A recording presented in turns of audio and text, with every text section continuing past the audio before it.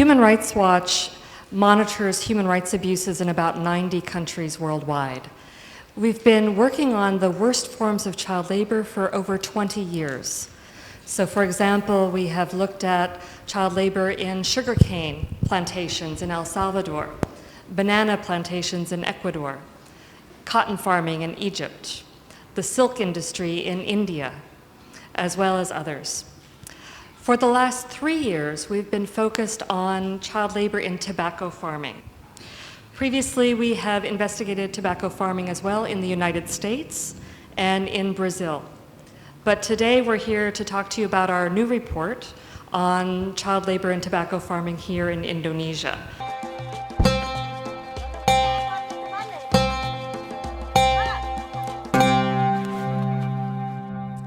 We started our investigation on hazardous child labor and tobacco farming in Indonesia in September of 2014. Over the course of 2 growing seasons, 2014 and 2015, we interviewed 132 children who worked on tobacco farms. Mula-mula saya menanam. Setelah menanam, saya menyiram. Dan setelah menyiram, saya memberi pupuk. These children were between the ages of 8 and 17. And they worked on tobacco farms in 4 Indonesian provinces: East Java, Central Java, West Java, and West Nusa Tenggara, Lombok Island. Almost 3/4 of the children we interviewed had started working in tobacco farming by the time they were 12. And they worked on farms that were operated by their families, by their neighbors, and by other farmers in their communities. Tobacco in any form contains nicotine. And when workers are handling tobacco, they can absorb this nicotine through their skin, and it can cause acute nicotine poisoning. The most common symptoms of acute nicotine poisoning are nausea, vomiting, headaches, and dizziness. And half of the children we interviewed in Indonesia experienced one or more of these symptoms while they worked in tobacco farming. Many children also handled and mixed very toxic chemicals, pesticides, and fertilizers.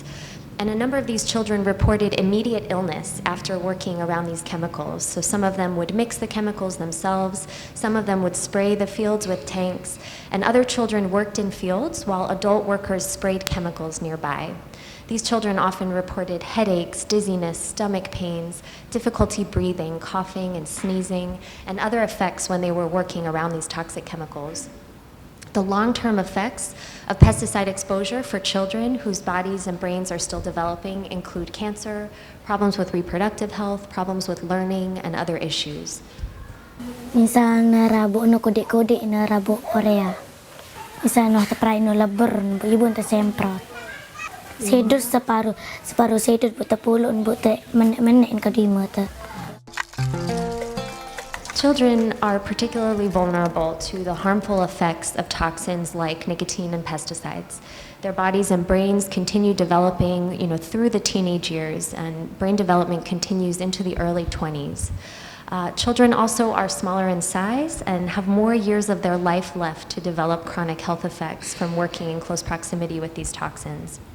Many children we interviewed also suffered pain and fatigue from lifting heavy loads or engaging in the same motions repeatedly for hours on end, twisting their wrists, lifting things above their heads. And they talked about having pain in their backs and their necks and their wrists and other parts of their body. Some children also used sharp tools and cut themselves or climbed into the rafters of barns to hang tobacco to dry with nothing to protect them from falling.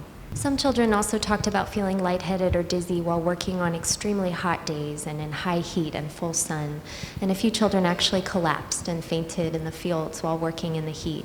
Most of the children and the parents that we interviewed had never received comprehensive information and training about the dangers to children of work in tobacco farming. Most of the children we interviewed attended school and worked primarily before and after school, on weekends and school holidays. But there were some children who dropped out of school early to work to help support their families, and some children who missed many days of school in a row during the harvest season because they said they needed to work to help their families. The tobacco that these children help to produce is purchased by both large Indonesian tobacco companies as well as some of the largest multinational tobacco companies in the world. none of these companies are doing enough to make sure that the tobacco that they produce or that they purchase is not produced with hazardous child labor. In Indonesia, the 5 largest tobacco companies or purchasers include 3 Indonesian companies and 2 multinationals. The Indonesian companies are Jarum, Gudum Garam, and Noyorono. And then 2 other companies, Bentel is owned by British American Tobacco, and Sempurna is owned by Philip Morris International. And other Indonesian and multinationals purchase tobacco here as well. Several months ago, Human Rights Watch wrote to 13 companies to share our findings from our research. 10 of the 13 responded. Jarum and Gudum Garam did not respond at all, despite repeated attempts to reach them. We asked them about their policies and practices regarding child labor. The 2 multinational companies responded and detailed some action they are taking. In Indonesia, tobacco is purchased through 2 different methods. The most common is the open market system. So a local farmer will sell his tobacco to a local trader. That trader may sell it to another trader and then to a warehouse that's owned by one of the tobacco companies. In that open market system, none of the companies buying the tobacco can say exactly where it comes from. Kalau Bapak lagi jual tembakonya ke gudang, ada yang tanya-tanya nggak orang gudangnya kayak, Pak, di kebun yang kerja siapa aja gitu? Berapa orang kayak gitu-gitu? Enggak sampai gitu, enggak. Kalau sampai nyampe gudang enggak ada tanya-tanya seperti itu. Some companies, especially the multinational companies, have direct contracts with the farmer. So they're buying the tobacco directly from the farm where it's produced, so they have a much better chance of finding whether or not child labor is a problem. But we found child labor in both situations, and all of the companies purchase at least some of their tobacco through the open market system. So in our report, we're making recommendations to both the companies and to the government.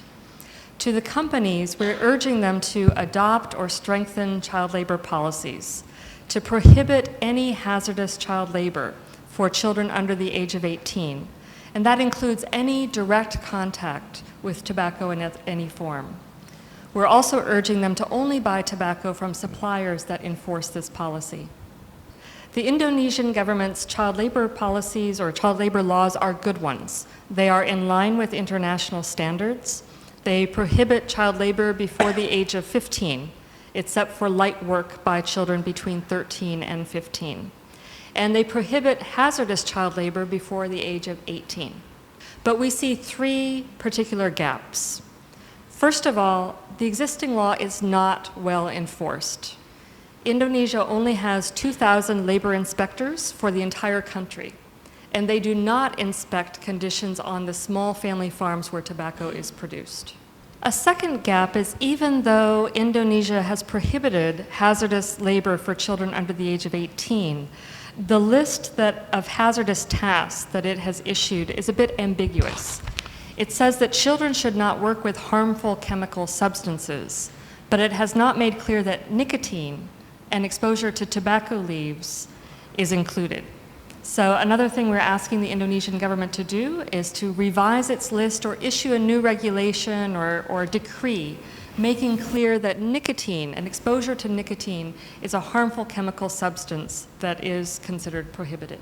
And then the third gap is public education. So we're asking the government to conduct a massive public education campaign to make sure that tobacco farming families fully understand the threats to the health of their children from exposure to nicotine and these pesticides. So within the next few weeks, the tobacco season is going to get underway in Indonesia again. And thousands of children, possibly tens of thousands of children, will be going back into the tobacco fields to work.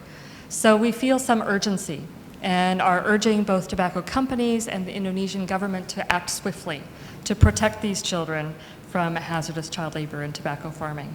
So thank you very much for coming today.